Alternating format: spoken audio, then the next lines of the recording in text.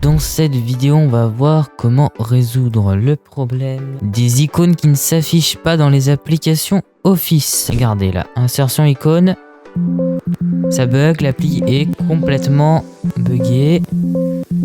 La première chose à faire, c'est d'aller dans le panneau de configuration, programme, vous tapez 365, vous faites modifier.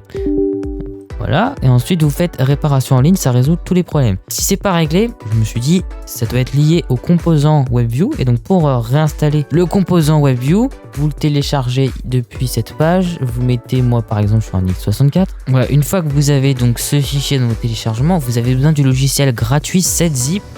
Donc si vous ne l'avez pas, vous le téléchargez depuis son site internet officiel. Et vous l'installez, c'est gratuit, en plus c'est tout petit, ça prend 2 secondes d'installer. Enfin bref, une fois que vous avez ça, vous faites clic droit si vous êtes sur Windows, vous faites afficher plus d'options, 7zip, extraire vers, et là le nom du dossier, voilà. Là voilà, ça va vous dire ça, mais ça c'est normal. Voilà, maintenant vous avez ce dossier. Ok, ce que vous allez faire, vous allez ouvrir un bloc-notes à côté, et vous allez ouvrir, vous allez chercher ce fichier, MS Edge WebView 2.exe. Vous allez faire un clic droit propriété, vous allez aller dans les détails et ensuite vous allez prendre ce numéro de version, la version du produit, et vous allez la noter dans votre bloc-notes. Donc là, moi par exemple, ici c'est 144.0.3719.82. Voilà, une fois que vous l'avez noté là, vous la gardez de côté. Une fois que c'est fait, vous allez aller dans le disque local, donc dans ce PC disque local, le disque C. Là vous avez Windows, donc vous allez aller dans Programme x86, Microsoft, ensuite Edge WebView. Si vous n'avez pas ce dossier Edge WebView, vous le créez. C'est important.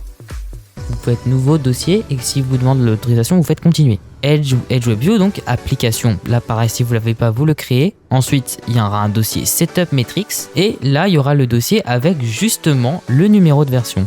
Donc celui-là, c'est un dossier erroné, je l'enlève. Vous allez faire un dossier, nouveau dossier. Voilà, ici, c'est normal, on fait continuer. Vous pouvez être l'administrateur pour le faire. Vous allez mettre le numéro de version. Donc moi, je vais faire un copier-coller puisqu'on a pensé à l'écrire dans le bloc-notes juste avant. Voilà, vous copiez-collez le numéro de version dans WebView. Vous vous retrouvez avec un dossier vide, donc vous reprenez vos téléchargements. Et là, ce que vous avez, le contenu de l'ancien dossier, vous allez tout prendre et vous allez le copier dans le dossier WebView. Vous faites CTRL-V, faire ceci pour tous les éléments actuels et continuer. Voilà, ça va prendre 2 secondes. Et donc là, si vous avez bien suivi, normalement, voilà, vous avez encore votre PowerPoint ouvert. Donc pour le fermer de force, on va dans le gestionnaire des tâches en faisant un clic droit gestionnaire des tâches. Là, vous faites clic droit fin de tâche sur PowerPoint. Une fois que c'est fait, vous faites ça. Et ensuite, par exemple, là, moi, je vais rouvrir PowerPoint.